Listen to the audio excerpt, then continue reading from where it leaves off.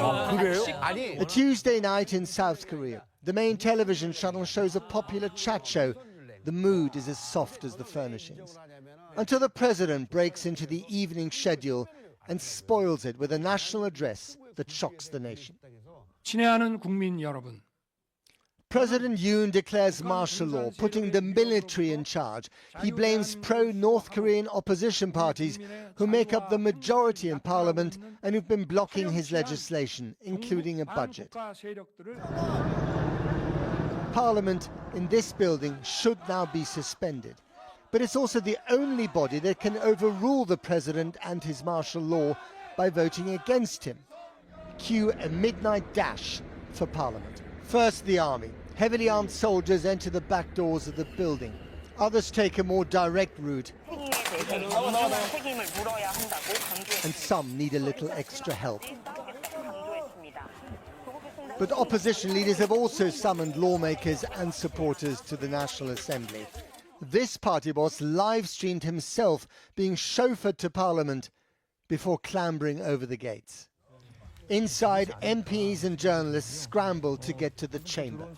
Outside the gates, the scuffles continue in a cloud of tear gas and a flash of cameras. Here, a member of Parliament is seen grabbing a soldier's gun, shouting, "Are you not ashamed?"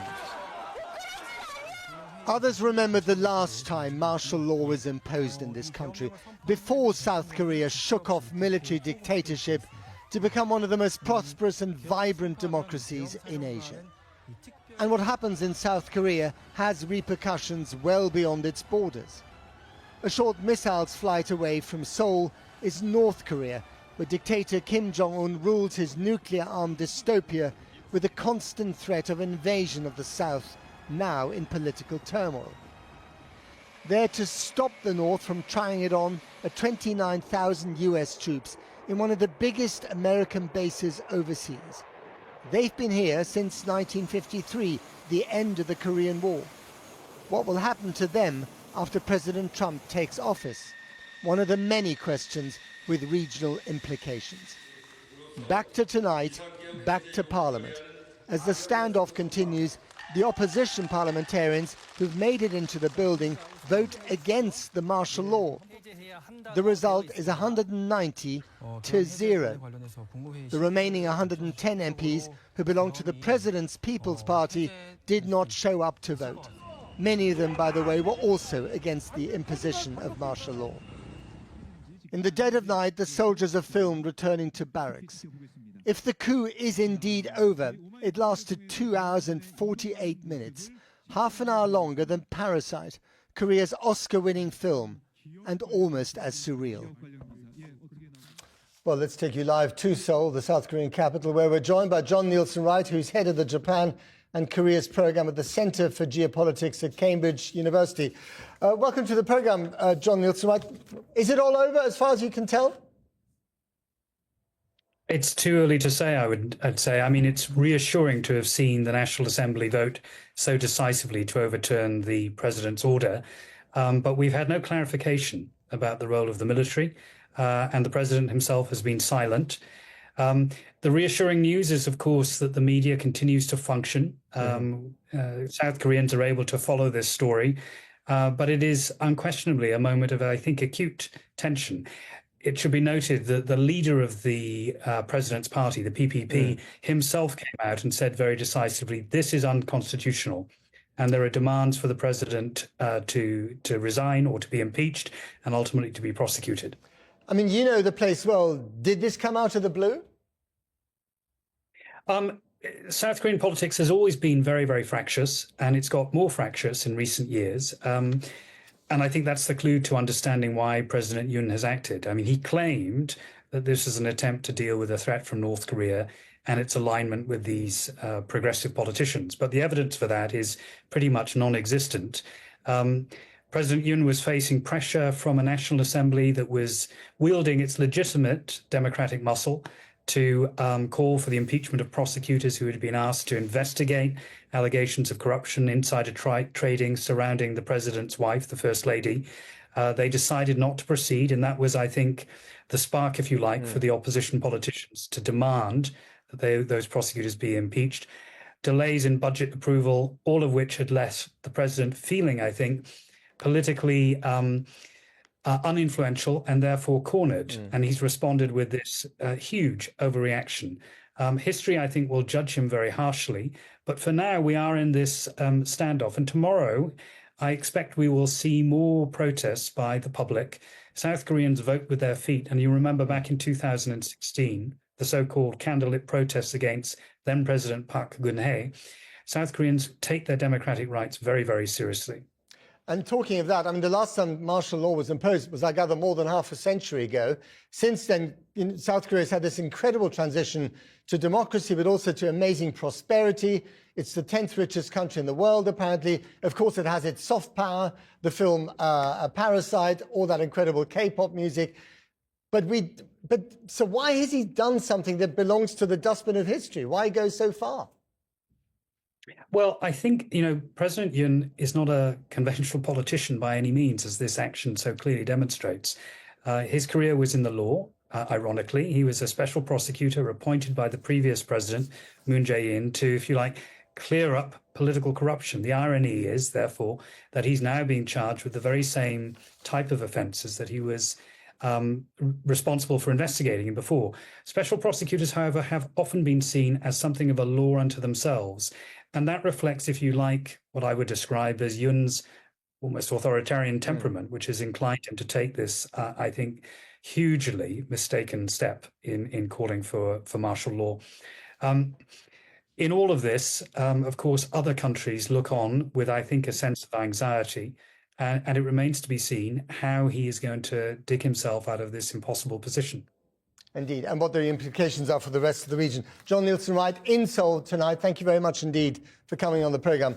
Well, the Biden administration says it is watching the developments in South Korea with great concern and very closely indeed. Let's bring in our Washington correspondent, Siobhan Kennedy, who's at the State Department. Siobhan, what are they saying over there? Well, I have just stepped outside of the press conference here at the State Department, and South Korea was the main line of questioning. The spokesperson there said that the US was watching what was happening, the events, with grave concern. He said that the hope and the expectation is that any political disputes will be resolved peacefully and within the rule of law. He gave no further details, but he did reiterate that all-important fact that the US was not given any notice about what was to happen in South Korea earlier. Let's hear a clip from him now. We were not notified of President Yoon's announcement in advance. Ultimately, at the crux of this is not President Biden, President Yoon, these two specific governments. What this is about is the broader strategic relationship and the broader strategic partnership that we have with the Republic of Korea. And that alliance, as I said, is ironclad. Well, this will no doubt be embarrassing for President Biden. He considers President Yoon to be a key strategic ally. He was asked earlier in Angola for any comment on what was going on. He said he didn't have any, but that he was being briefed on the situation. But make no mistake, what happens in South Korea really matters to the US. They too have a key strategic, economic and military ties. The Pentagon earlier confirming to us that it has 5 military bases in South Korea, housing some 28,500 troops. So these not just there, of course, to protect South Korea from any advances from the north, but also to ward against any threats from China in the region. So what is happening in South Korea really does matter to the people here in this building. And on that, the Secretary of State, Antony Blinken, we're told, is urgently seeking to speak to his counterparts today as soon as possible. Siobhan, thanks very much indeed. Well, Dr. Sojin Lim is a reader in Asia-Pacific Studies at the University of Central Lancashire and an expert on both Koreas. Thank you very much for coming on the programme. It's a bit odd, isn't it, that the US, with almost 29,000 troops based in South Korea, providing these security guarantees, the close friendship, apparently, as we just heard from Siobhan, between both Presidents Biden and Yoon, that they had no idea that he was going to do this. Oh, I think no one would have had this, the idea that he's going to do this, even in South Korea. And also the presidential office was very quiet. And the President Yoon didn't even inform the head of the National Assembly. So he, as the previous the interviewee mentioned, that himself from the background in law, but totally ignored the process and the procedure against the law. So this was really came out of blue, and that tells us that he was really in the place, the position that needed to find the radical route, and this was really miscalculated in a way. What was this then? An extreme example of political impulsivity and frustration? Yes, so actually, yes, he was frustrated in a way because of the recent scandal with his own wife, the First Lady, and the top level of the politicians in South Korea. It has been a while that the population in South Korea gathered and then protested and then demanded impeachment already. And if we see the statements to the last night in South Korea, the articles, and it clearly shows that he was frustrated with the recent demand by the population and public, and also he was frustrated with the recent conflict between the government and the medical members in the society. So all this tells us that he really wanted to solve out the problem with this martial law, but obviously it doesn't look like it worked out well. South Korea has a bit of a tradition of locking up its ex-presidents. Do you think that that's where he's going to end up now? In jail? Yeah, that's very sad. The sad story. Actually, I was talking about with my colleagues about that. Now another president will end up in prison. So the only president who didn't end up in prison would be the previous president who negotiated with the previous government.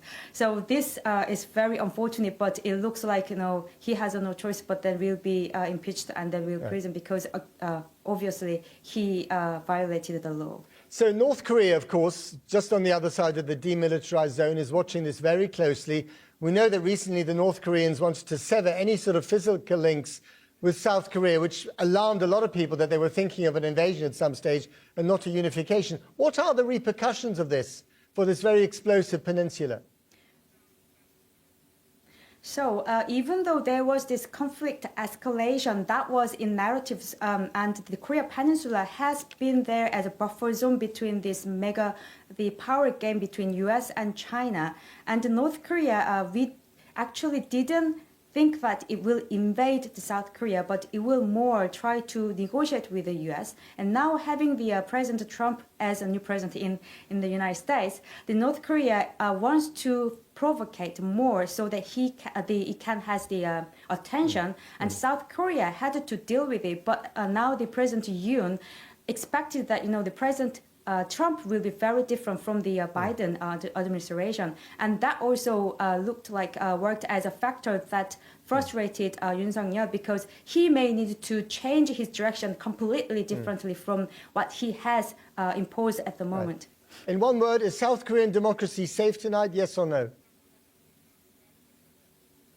South Korean democracy, we are still developing, I think. Okay. And as a person who has lived outside of Korea, I think it is seeing the kind of catalytic moment, so that there will be a further development, and the population will realize that we can achieve that in a way that in this moment. A work in progress, in other words. So Jin Lim, thank you very much indeed for joining us. Okay, let's bring you an update on our top news story tonight. South Korea's president says he will move to lift the martial law declaration he imposed just a few hours ago after Parliament voted against the measure. Yoon Suk Yeol says the martial law command forces have now withdrawn and a cabinet meeting will be held as soon as possible.